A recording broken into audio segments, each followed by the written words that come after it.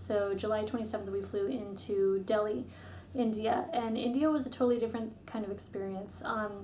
It was a place that I'd wanted to go to for many, many years. There was this some kind of draw from India that I was just like drawn to go there for a long time, and we finally made it, and it was unlike any other of the countries that we'd been to.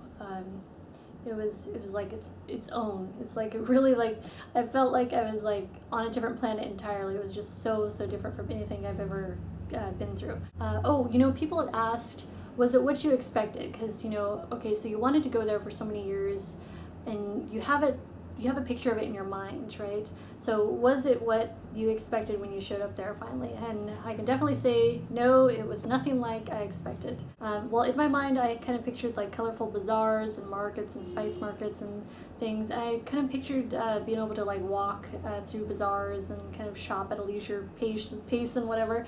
And it wasn't like that. It was not like that at all. I think I read too many travel books or something that just kind of sell you on the fantasy or the perfection of it all, where in reality trying to walk through a bazaar is really quite a hectic experience, and there's like, it's not just walking, it's like you can barely walk, and there's like bikes like flying by you, and there's like cows and bulls and like cow patties, and you gotta watch out for down there what you're stepping in, and then you gotta watch out for up here like who's about to hit you on a motorbike. I saw there was several times where I got really pissed off there. I mean, like India was like a very emotional sort of experience. It was like this love-hate kind of thing. It's like one moment I'm like loving the views of like the Jodhpur's like blue wash city.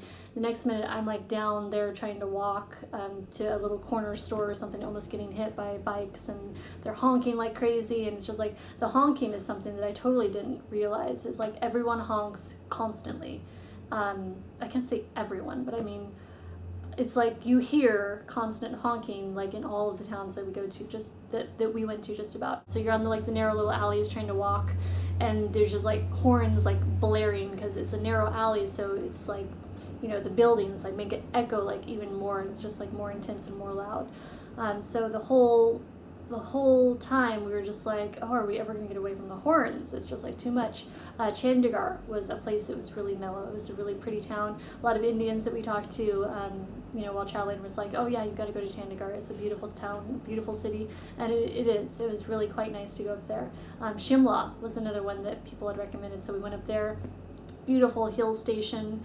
There's monkeys up there you got to watch out for because they get aggressive and try to steal stuff from you, but that's another story entirely. So there's some really beautiful areas. I mean, India is hectic and it's intense, and there's a heck of a lot of people, but it also is like a gold mine of land, because just think how big it is. It's like a massive country. They have everything. They have like beautiful beaches, they've got palm trees, they've got ruins, like ancient ruins. They have like the Himalayas. They've got the Thar Desert heading out towards Pakistan, which when we went out to Jaisalmer, that was one of my favorite places in India. I love the desert. I love Jaisalmer. I would definitely stay there, like if I could, for a long time. That was another more mellow town. That's probably why I enjoyed it so much, because it wasn't so much honking, and it was a little more just nice to just hang out there for a while. So we stayed quite a while there.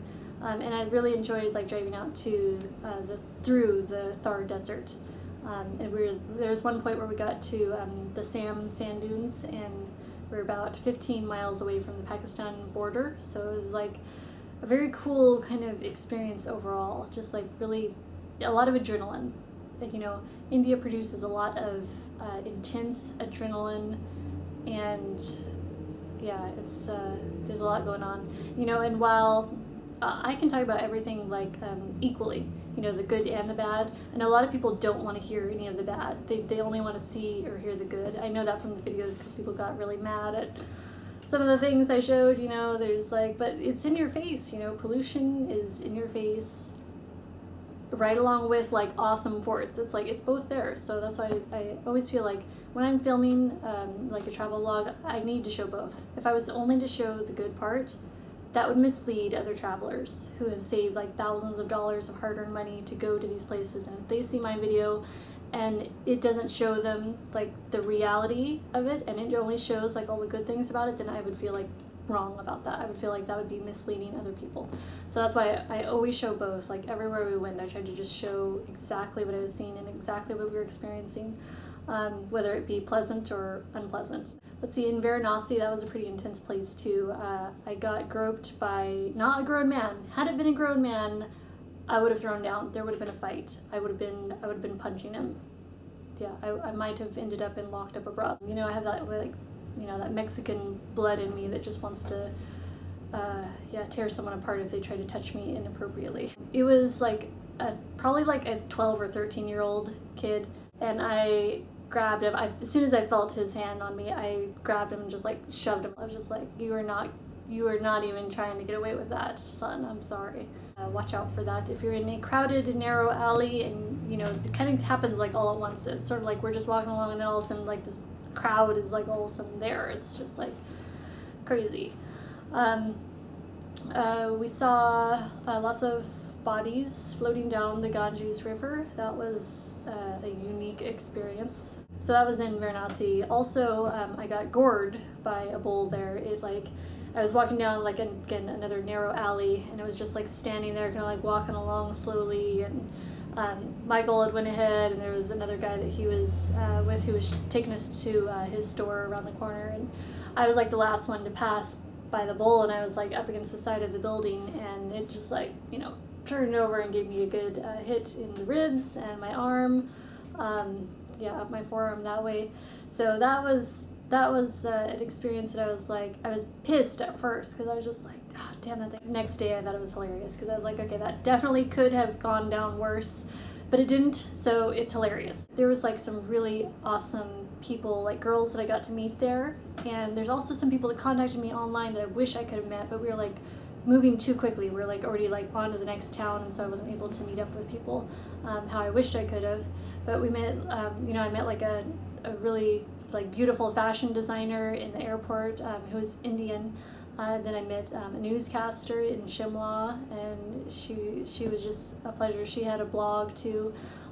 There's just like all the girls I feel like I met were just like really just the sweetest things ever. People did ask, did I feel homesick anywhere or anytime along the trip? Not really. I'm sort of the kind of person that like I want to travel so badly that I don't, like I just would keep going. Like if I had the money, I would just like keep traveling like all over the world.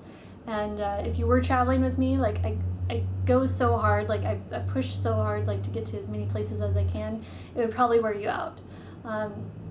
That's how much I love traveling. There was, maybe a couple times in India where I would get like really pissed off and really frustrated and be like, oh, okay, I'm ready to go home to Maui where I can just like be mellow and just relax. But other than that, no, I was pretty much into continuing traveling if I could. So anyway, thank you guys so much for watching, and I think that's probably everything. I will let you guys go, and we'll see what the next adventure holds. Bye.